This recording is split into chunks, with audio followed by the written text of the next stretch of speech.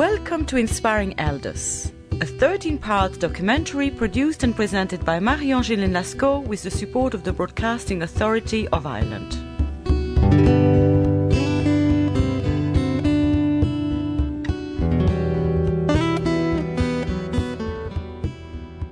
What happens physiologically and psychologically as we grow older? What is the role of an elder in our society?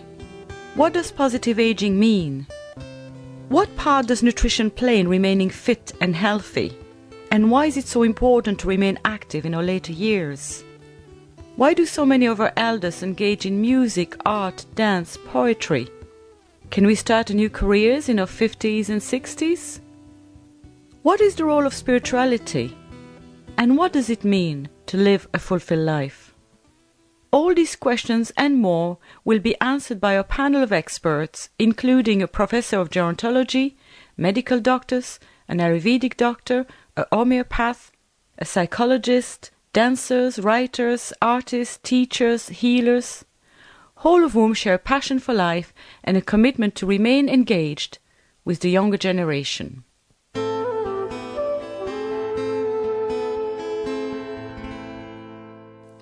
In this program, Professor Eamon O Shea talks about the research carried out at the Irish Centre for Social Gerontology at NUI Galway. Dr. Anthony Mc Dowell relates the physiological changes that occur as we grow older. Mc Cabe talks about the psychological aspect.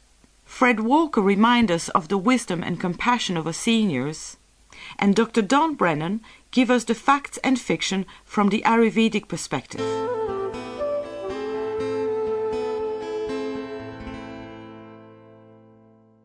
Older people are citizens, older people are autonomous, older people are the same as anybody else, they just happen to be older. In the Irish Centre for Social Gerontology, we do research on ageing and older people, so exploring innovation in terms of addressing issues to do with older people, but also looking at inequalities and vulnerabilities within the ageing process. Ageing is a big question now. It's a big macro questions on ageing that governments are thinking about. Demographics, the changing face of demography and ageing. We have a relatively low proportion of older people right now, 11% of the population. Our big bulge in population is going to come in 10 years, 20 years, 30 years time. So governments naturally worry about things like pensions, healthcare, social care. So they're concerned about how to pay for these things. So that's at the macro level. But at the micro level, governments are also concerned about increasing the well-being of older people. Older people are now living longer. They're living healthier for longer. I think that's been a great success, which is sometimes underplayed. Dr. Mc Dowell, you are a general practitioner. That's right, yes, and I'm now 62 years old, so I've been working for over 30 years in Australia and Canada and in Ireland in general practice. Well, the physiological changes are many in people growing older. I suppose if you can take it that life is a natural progression from birth to death, and aging is how the body gradually slows down and eventually stops. Now this happens at a different rate in all sorts of people. It can happen younger or it can happen older, but if you can take it that the average life expectancy now is around 80 years. It used to be a lot less, and it may become longer. So the main changes are physical, in which the tissues age, and when the tissues age, they lose their youthful appearance. So when you look at somebody, their skin sags, it's lost its elasticity, your pigment changes, your hair loses its normal colour, your bones thin out, your muscles thin out so that you can become lighter, you can lose a bit of height, and you can lose physical strength. So they're the main kind of physiological changes that you see of the body. Then you have to take the physiological changes of the organs inside the body. The lungs are losing their elasticity and their function, so your breathing isn't quite as good. Your bowels also lose function, so you mayn't be able to digest quite as well as you would have.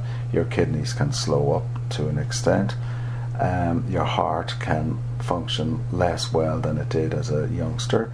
And the other main thing is that your brain slowly deteriorates because your brain cells are dying off all the time. So no matter how well you feel, your brain function will gradually deteriorate as you age. Now, there are a lot of things that you can do in order to slow up all these things I'm talking about, and you can modify how you live in relation also to how these things happen.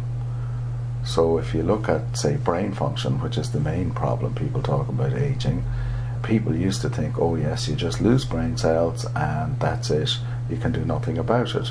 But now we know quite definitely that you can exercise the brain just like you can exercise muscles. So people who keep mentally active, and this could be socially active, interacting with people, keeping an interest up in what's going on around them, do very well. People who read more, people who do things like crosswords, sudokus, and general mental activity, it's quite clear that they get much less loss of brain function as they age. So that you can definitely slow up the aging of the brain, in which you lose memory, you lose concentration, and you lose the ability to function. In terms of then moving away from the brain, it's been made quite clear now by research and common knowledge anyway, that if you exercise your body, you stay healthier. You must exercise, you must diet properly, and if you do these things, you will avoid aging. The other great thing you can do to avoid aging is not to smoke. Cigarettes contain a lot of toxins, and they do age the skin early. They do age all your body functions early, and apart from promoting serious illnesses, they are always associated with poor function. Again, proper diet is very important to keep your body in the best shape possible. It's like a car. If you put in low grade petrol, the engine doesn't work. If you put in good grade petrol, the engine works. Similarly with the body, if you put in good quality food and good quality ingredients in general, and don't put in bad things, and there are a lot of bad things you can be putting in, inhaling or drinking or eating, and this could be drugs or fast foods, etc., you will deteriorate your body and lead to earlier aging. I'm 62. I work as a psychologist, and I work in the area of trauma. Specifically, I work with people who are called survivors of torture. For most of my life, until relatively recently, I have been very drawn to adventure. My life's journey has brought me to many different places in this wondrous planet that we inhabit, to intense experiences in conflict and post-conflict societies, whereas now my sense has more to do with rooting, with relationships, with connections. When you start out, you're full of enthusiasm, full of energy, full of books, and you can cure the world. As you go on, you realise that you can't cure the world. Your energy does diminish somewhat, but you acquire some wisdom, and you also know that life is full of cycles, and that mainly what your function to do is, for most people, is to help them go through their life cycle just like you're going through your own life cycle, and to help them maximize the experience for themselves. And this can be on many levels. It can be spiritual, it can be intellectual, and it can be physical. I think you become less rigid as a person yourself dealing with other people, and I think the point about being a doctor is you're not there to judge people, you're there to help people. from time to time they might be doing something that you consider is harmful, and you might have to point that out. But I think you become a lot more tolerant as you go on and realise that people who are happy in themselves and who aren't doing majorly harmful things like smoking or drinking excess amounts or taking illicit drugs, what they do is generally valid in life, and what really matters is the person who you're dealing with, their inner calm, their happiness with their life, and therefore you're not really trying to impose any changes on people.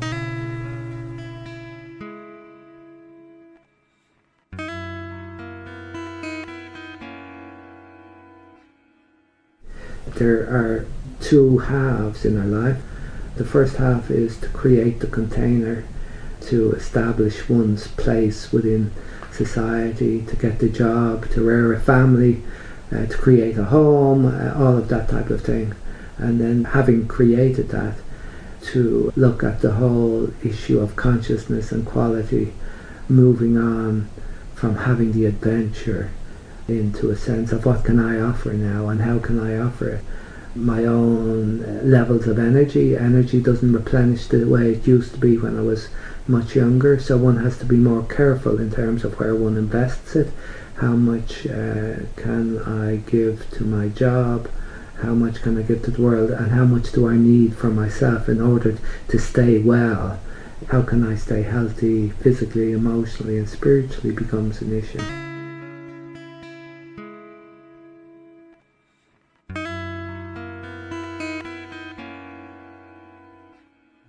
If you're somebody's doctor, you've been looking after them for a while. You may have been taking them from childhood through adolescence into earlier adulthood. Like, it depends on how open you are, but if you're open in your communication and you reach out to people and they believe that you're interested in them, they then will come to you for advice because they trust you. And they do know when they come with a problem, they know how you are and how you react, and they value your opinion knowing that you know them well.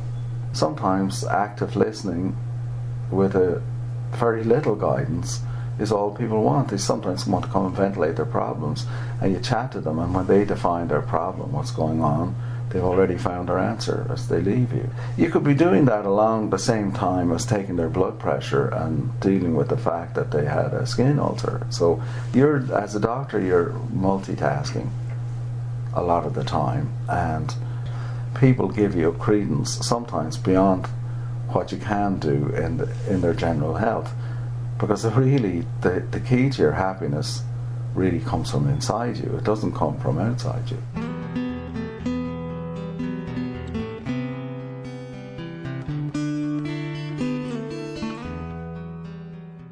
I exercise regularly, 4 times a week at least. I am careful with what I eat. I don't smoke. Try not to drink too much alcohol. I enjoy my alcohol. I've probably cut down a lot on caffeine intake, whether that's good or not. I feel better not taking quite so much caffeine in my life. I try to get out and about, socialise, meet people.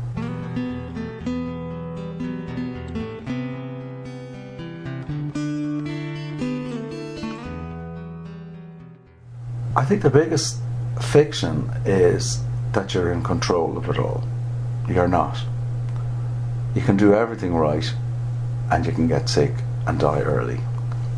You can get medical conditions and they're not caused by bad behaviour in terms of lifestyle. You can be unlucky, alright? Nobody says you will definitely live till 85 and suddenly die very happy in your sleep with no problems. There are people who have awful diseases that start sometimes in childhood, sometimes in early adulthood, sometimes in late adulthood. So you have to accept there are illnesses, there are accidents. So that's the big myth, is that if something goes wrong, you're to blame for it. You're not to blame for it. All the advice we give is general advice, and which is that if you do these things, you're less likely to run into earlier problems than if you didn't do them. And I think that's about as serious as I would say it. And there's no guarantee in life. Nothing's a guarantee. I think the other thing is, as you age, some people think that you're losing brain power, that everything goes off. It doesn't. Wisdom is a great thing with age, and lots of people have tremendous wisdom, and they also have important places in their families and in their social setup. I think the sadness is that in our society now, the wisdom of age has been left, and older people are being put into nursing homes or moving out of the centrality of the family.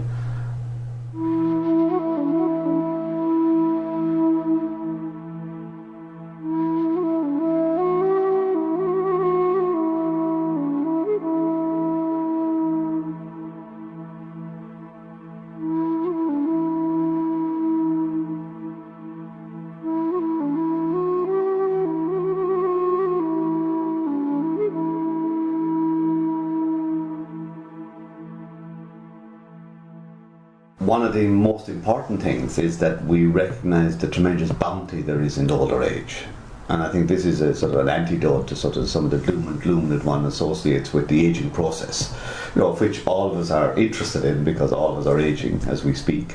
So we're interested in the process of ageing, but I think we should also be concerned about how we take maximum advantage from older age. I mean, traditionally, older people are seen as wiser. I think we need to think about the facts of the major contribution that older people are making to society, while at the same time acknowledge the fact that some older people themselves are vulnerable and in need of specific intervention and care from governments. I think one of the practical things that public policy can do and that we should do is to make sure that the older people are visible and older people's voice is heard strongly, not just by their advocates or by advocacy movements, but to hear older people themselves. And even that vulnerable older people, for example, people with dementia, that they remain visible in communities rather than seeking sort of solutions in long-term care, residential care. And I think it's really important that ageing is seen as part of life, that ageing is part of the process of living and dying. And I think we need to be much more open about these relationships. And in a practical way, I think, is to maintain the independence of older people for as long as possible, the autonomy of older people for as long as possible, and to empower older people, to participate more. The other big thing is maintaining connections with people, with families, with communities. And therefore, if we can do something about it ourselves, we should. And if we can't, then the state and government needs to help us engage fully within the society in which we live. So there's personal responsibility, but there's also public responsibility to ensure that people remain connected.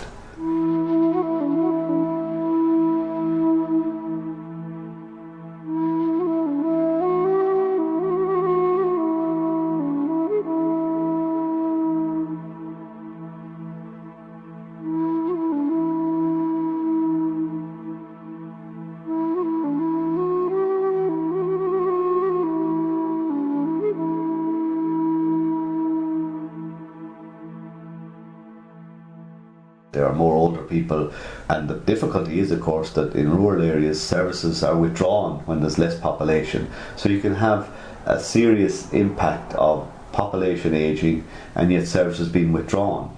And I think we need to be mindful of those things. We need, whether in rural or urban areas, to ensure that older people have still some control over the way they live their lives and are still connected in a meaningful way. I think those are critical wherever you live. But part of that is preparation for ageing. And making sure we're aware of the need for engagement. But ageing can also have a really positive impact, and we think we need to be aware of that as well, of how much we can still do at whatever age.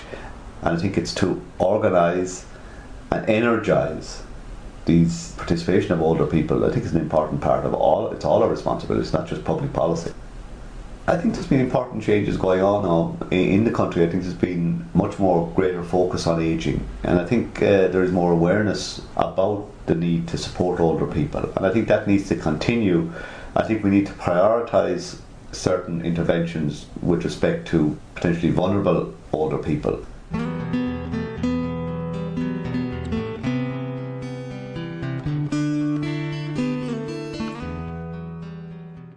The whole area of the visibility and engagement of older people is going to be critical. That doesn't need a lot of money, but it does require a mindset change in all of us, that particularly to combat any ageism that still exists either within ourselves or within formal institutional processes within government.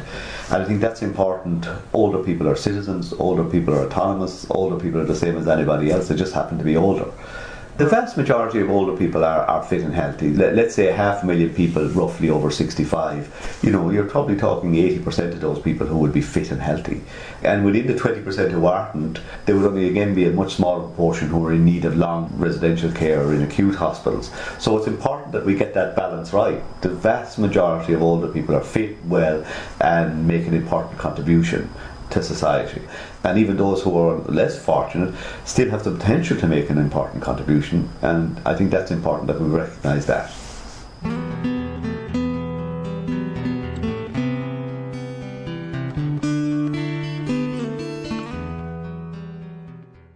I tend to look at people in their 80s and the 90s who are healthy, who are wise, who are healthy in mind and body. If you look to them and see what they've got, it's a very self-reliant, not selfish by any means. They're usually very full of compassion. Compassion in an elderly person is extremely healing for themselves and for those around them. It's not a selfless thing, it's very much just being self-contained.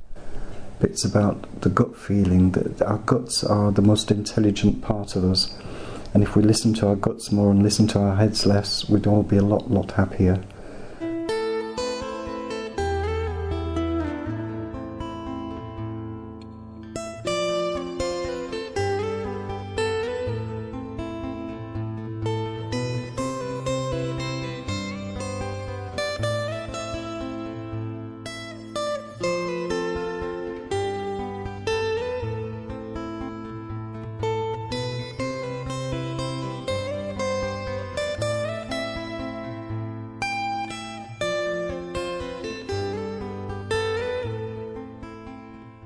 I suppose the first fact from the Ayurveda perspective is that we are body, mind and consciousness. We're not body that has occasional thoughts. We're spiritual beings that become lively as an intelligence structuring our bodies. The second fact from the Ayurveda perspective is that aging is a process of growing older and wiser and more integrated and more healthy if we do it naturally. What causes problems as we age is imbalance. Our trick, our secret from the Ayurveda perspective is keep your balance. If balanced, you're ageless. Because when balanced, that innate potential of vitality and love and joy and energy, which you are at the deepest level, that spiritual field of consciousness vibrates and animates the physiology to create this fulfillment of health. Third fact is that different dynamics operate in our mind bodies at different phases of our life. Up to the age of 25, we are growing and learning.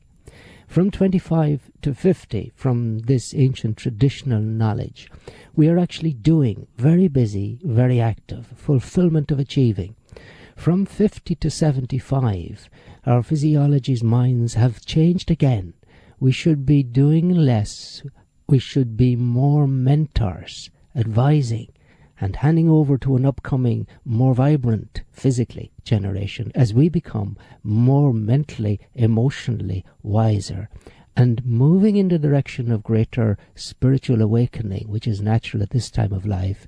We will, from 75 on, become far more vibrantly spiritually awake. We just by our presence animate our extended family, become a focus of integration for our society. We just are a radiance that is so profound and healing for the whole society. Those are the facts from an Ayurveda point of view.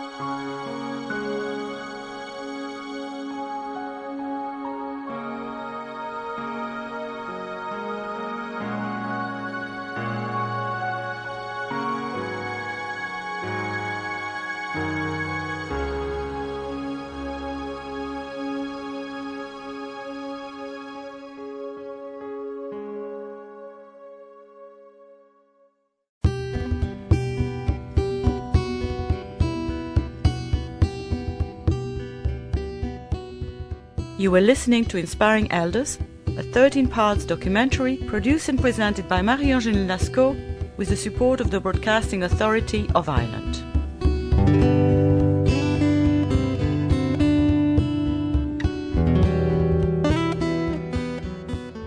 This program featured Professor Eamon O Shea from NUI Galway, Dr. Anthony Mc Dowell, medical doctor, Dr. Don Brennan, who is also a medical doctor as well as a doctor in Ayurveda, Fred Walker, homeopath, and Mc Cabe, psychologist.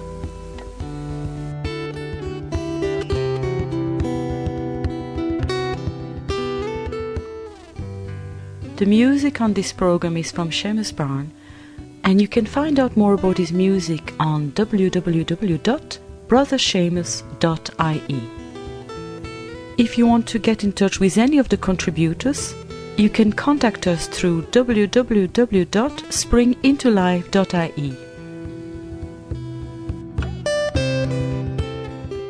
Tune in again next week to find out more about the role of the elders in ancient shamanic, Celtic and Druidic societies.